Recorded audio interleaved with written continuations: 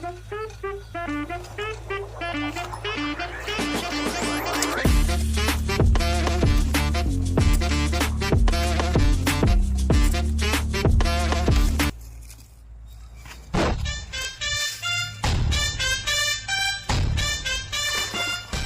যা কাজ করছে এই খালকুটা বুঝে হইতে তো মনে হচ্ছে এরা 1 মাস লাগিয়ে দিবে খুব কষ্ট যে বলো কাজে। তবে আর ওষুধ আছে আমার কাছে, এক্ষুনি ওদের স্পিরিট বাড়িয়ে দেবো, খালি দেখে। ওই ভাই